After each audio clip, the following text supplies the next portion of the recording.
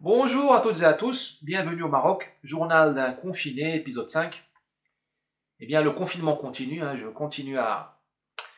je demeure chez moi, je vais une fois par jour au supermarché, rapidement, catimini je dirais, mais je commence à avoir de sérieux doutes par rapport à cette histoire de confinement, à ce concept de confinement au niveau mondial, hein, puisque nous sommes en train d'éradiquer l'espoir, nous sommes en train de créer une méga crise économique qui aura un impact social dévastateur en coupant l'oxygène aux forces vives de tous les pays, pas seulement ici, mais de tous les pays du monde. Tout le système est arrêté. Eh bien, ce seront des dizaines de milliers d'entrepreneurs, de patrons de start-up, de financiers, de professions libérales, eh bien, qui mettront la clé sur la porte. Et je suis en train de me dire que nous préférons tuer l'individu pour être sûr qu'il ne chopera pas le coronavirus. C'est un peu ce qui se passe. J'espère me tromper. Encore une fois, je respecte le confinement, je suis chez moi confiné, mais j'ai mes doutes. Et je me dis, est-ce que c'est bien sage d'étrangler la personne pour éviter pour être sûr qu'elle ne prenne pas qu'elle ne soit pas contaminée. Voilà. Bon, on fera le bilan plus tard. On verra ce qu'on a payé économiquement et humainement par rapport à ce coronavirus, puisque je vous dis, c'est toute une humanité qui est condamnée à une misère certaine, une humanité qui ne demandait pas qui n'avait pas besoin de ça puisque elle survit déjà à la faim, aux maladies, aux homicides, et sans que personne ne s'en émeuve. Je veux dire, il y a un peu un côté irrationnel dans notre conduite aujourd'hui. Nous arrêtons la circulation du monde, nous bloquons les vies des gens à cause du coronavirus, alors que nous vivons allègrement avec 140 000 décès de maladies cardiovasculaires en France par an. Nous vivons avec des dizaines de milliers de victimes des accidents de la route, notamment ici au Maroc, mais dans tous les pays du monde. Au Brésil, ils sont plus de 35 000. Au Brésil, le pays vit avec 65 000 homicides par an. Et voilà, ça se passe. La vie continue, personne ne s'en émeut. Il y a un côté irrationnel là-dedans quand même, vous en conviendrez.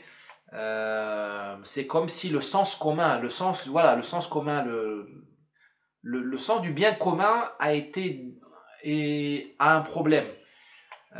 Puisque c'est comme ça dit quelque chose de notre morale aujourd'hui. Nous acceptons la faim. Aujourd'hui, je vous dis, la faim tue, et par centaines de milliers, mais nous n'acceptons pas le coronavirus et nous prenons des mesures absolument exceptionnelles et historiques par rapport au corona et pas par rapport à d'autres menaces concrètes qui tuent, qui enlèvent des vies par millions, sinon par centaines de millions chaque année.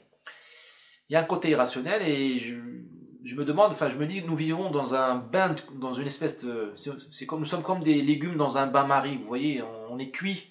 Il y a une cuisson très lente depuis plusieurs années pour nous installer dans une atmosphère irrationnelle. Mais je me dis, avec Greta par exemple, vous prenez Greta, c'est l'irrationnel en puissance. C'est quand même le grand crime de notre époque moderne et le crime de l'Occident que j'aime tant, c'est d'avoir dévoyé la science, la climatologie, une science noble, très complexe. Nous l'avons dévoyé au point de mettre un enfant comme ambassadeur et unique parole autorisée.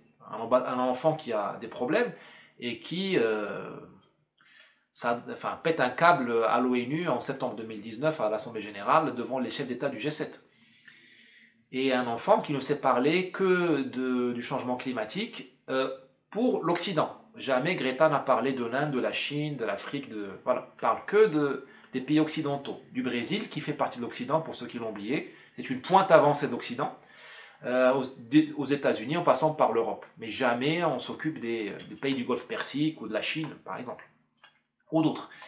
Eh bien, cette incohérence qui est devenue notre pain quotidien, elle laisse des traces sur notre cerveau. Elle laisse des traces. Nous nous sommes habitués à une pensée un peu insuffisante. Moi, je dirais une pensée magique avec Greta, puisque je vous dis, on aurait pu parler du climat, qui est un problème très sérieux. Au Maroc, nous sommes en première ligne. Moi, j'ai quelques terres pas loin de Fès, et je vous dis, le changement climatique existe. Alors, est-ce que c'est dû à l'homme ou pas? Je m'en fous. Moi, je vois mes arbres s'assécher chaque année, je m'en fous si c'est... la polémique ne m'intéresse pas. Il faut faire ce qu'il faut faire pour arrêter ce changement. Le désert avance. Pour nous, les Maghrébins, c'est une évidence, et même pour nos amis du sud de l'Espagne et de l'est de l'Espagne. Le problème, c'est qu'on aurait pu en parler autrement, pas avec Greta, pas avec un enfant.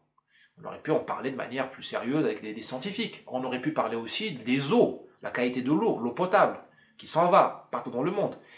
Nous aurions pu parler des paysages qu'il faut sauver. Nous aurions pu avoir une approche globale, sérieuse, qui embarque tout, notamment la reforestation. Il faut replanter des arbres, notamment en Afrique du Nord, qui est la frontière de l'Europe. Nous sommes la frontière de l'Europe non seulement pour l'immigration et la sécurité en général, mais aussi pour le climat. Si nous coupons nos arbres de Fès jusqu'à Tripoli en Libye, bah, le climat de l'Auvergne va changer. Il ne faut pas être grand devin ou avoir un prix Nobel de physique pour s'en rendre compte. Eh bien, tout cela, tout ce débat-là n'est pas intéressant. Nous sommes dans l'hystérie. Eh bien, nous sommes avec le corona dans la continuité de cette espèce d'irrationalité que Greta a ouvert. Et ça en dit long même sur l'état de notre civilisation qui, rappelons-le, a inventé la raison. Voilà. Je trouve que c'est dommage. Ensuite, je voudrais dire que, bon, il y aura un avant, un après, tout le monde le dit, c'est vrai, vraiment, nous sommes à une ligne de division, là, à un carrefour de civilisation, historique, et l'après. Là, au Maroc, je vois que le système de santé est extrêmement mobilisé, extraordinaire, il y a un travail formidable qui est fait. Il est inconcevable maintenant de voir un retour en arrière, parce que les gens, ils vont demander ce même suivi. Et bon, j'ai consacré un livre à la question. Le système de santé est réputé exsangue, et même le système de santé privé, avec des pratiques de médecine, de médecins qui demandent d'être payés au noir. Enfin bon, toute une contamination éthique et morale de la profession de la médecine. Connu sur la place publique, je ne fais aucune révélation explosive ici, connu, suffit d'ouvrir l'internet marocain, de parler avec les Marocains pour vous le dire. Eh bien les gens, je ne pense pas qu'ils accepteront de revenir à la situation d'avant, avec les pratiques d'avant. Premier point, en France aussi, en Europe occidentale, j'espère qu'une partie de la population, celle qui a les yeux ouverts, ne comprendra pas que l'on revienne aux frontières passoires. Là, nous avons prouvé que l'Europe pouvait fermer ses frontières à cause du coronavirus. Les Grecs ont résisté à l'afflux des migrants depuis la Turquie. Le coronavirus a aidé parce qu'ils ont eu un argument de plus pour bloquer les frontières, puisque quand vous ne pouvez pas avoir une quarantaine si vous avez un afflux de migrants que vous ne savez même pas d'où ils viennent, dans quel état de physiologique ils sont. Ça, c'est vrai depuis des années. Les gens qui sont acceptés dans la Méditerranée au mépris des lois d'Europe et de la souveraineté européenne et même du code pénal, parce qu'un illégal enfreint le code pénal, on ne savait pas de quelle maladie ils étaient porteurs. Ça continuera. Enfin, là, avec la prise de conscience d'aujourd'hui, je ne vois mal l'opinion publique, ou du moins la partie la plus éclairée. J'ai pas dit la mieux éduquée. Parfois, j'ai l'impression que plus l'éducation universitaire formelle augmente, moins on est dans le bon sens. C'est une impression.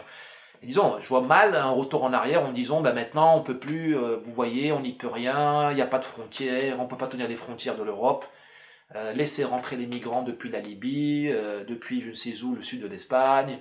Je ne pense pas que les gens puissent accepter ce bobard, qui a toujours été un bobard, après le coronavirus. Et tout le blocus qui a été fait, et qui a été, finalement, qui a l'air de fonctionner. Voilà, c'était mes observations. Je dis juste aux snipers qui sont à l'affût, je suis confiné chez moi, je ne remets en cause aucune politique publique, je suis solidaire de l'État, et je tire mon chapeau pour l'État marocain, puisque je suis au Maroc et je vois de mes yeux l'excellence du maintien de l'ordre et de la gestion de la crise. Mais c'est pas parce qu'il y a le corona que nous ne pouvons pas voir au-delà des 24 heures qui viennent. Il faut voir vraiment un peu plus sur le long terme. Bon, pour conclure, je lis pas mal j'ai du temps maintenant, je lis. J'ai découvert dans les archives de mon père Une jeunesse marocaine. C'est un livre sur un Français, d'une famille française de Fès. Alors, on dirait des pieds noirs, mais eux, ils n'aiment pas se faire appeler pieds noirs parce que pour eux, les pieds noirs, c'est les pieds noirs d'Algérie. Au Maroc, où il faudrait dire français du Maroc. De Pierre Gruix, ou Pierre Gruy. Je ne sais plus comment il faut dire. Je pense que, en lisant le livre, je me suis rendu compte que la prononciation du patronyme a changé. C'est savoureux, et ça raconte le Maroc que je n'ai pas connu, que j'aime tant, c'est le Maroc des années 50, 40, 50, où il y avait une certaine insouciance et un délire collectif, une insouciance chez les colons, disons, qui croyaient qu'ils allaient rester au Maroc pour toujours, et qui était leur pays, hein, je l'admets, hein, sans problème. Ils étaient enracinés, parce que c'était des petits agriculteurs. Les Gruigs, c'était des gens, des manuels, hein, c'était pas la banque BNP Paribas, hein, et prolétaires, on va dire, et qui ont construit ce pays aussi, qui ont beaucoup fait pour ce pays. Concrètement, ils ont cassé les doigts pour faire des routes et creuser des puits et irriguer. Mais ils vivaient dans le délire, hein. Ils croyaient que le Maroc sera pour toujours un protectorat.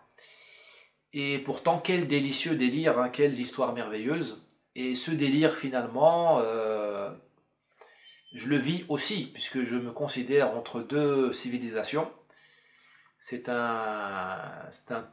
acrobatie quotidienne de tous les instants.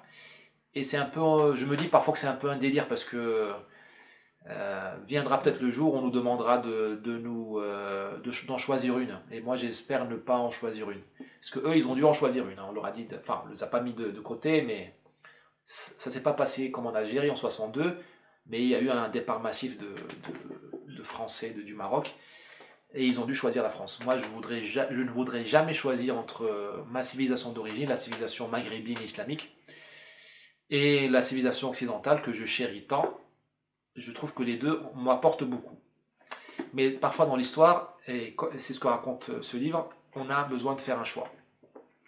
Et j'espère ne n'être jamais un boat people, ni chez moi au Maroc, ni chez mon autre chez moi en Occident, que ce soit au Brésil et en France. Et je pense que la vocation de ma génération, c'est d'éviter ce grand divorce qui arrive à grands pas à cause des bêtises commises par nos chères élites progressistes. Alors, on en a ici au Maroc, hein, mais elles existent aussi en France et au Brésil, qui sont en train de nous préparer le choc des civilisations, le vrai choc, pas celui de Huntington qui était prophétique, mais un vrai choc réel, et j'aimerais ne pas avoir à choisir. Enfin, je me cultive, puisque la culture générale fait l'homme. Il y a l'éthique fait l'homme, et la culture générale fait l'homme aussi. J'ai retrouvé l'encyclopédie Larousse de 1955, léguée par mon cher père. Il m'a beaucoup légué, décidément. Et là, c'est le tome Histoire Géo. Alors, j'ouvre à n'importe quelle page, hein, j'ouvre de manière erratique et je lis. Alors là, j'apprécie l'esprit de synthèse, à la clarté avec laquelle écrivaient ces universitaires français, hein, dans les années 50. Et tout est délicieux, hein. Je lis l'histoire de Panama, l'histoire du Costa Rica. Bon, je suis un latino, hein. Un latino d'adoption aussi, hein. Je lis l'histoire du Nicaragua, mais c'est écrit en 3 paragraphes, on vous résume 200 ans d'histoire. Je lis l'histoire des religions d'Afrique. J'ai lu une description merveilleuse du bassin parisien d'un point de vue topographique et géographique. C'est merveilleux, merveilleux, merveilleux. Voilà, merci et à la prochaine. Et prenez soin de vous, que Dieu nous aide tous à traverser cette épreuve en bonne santé. Au revoir.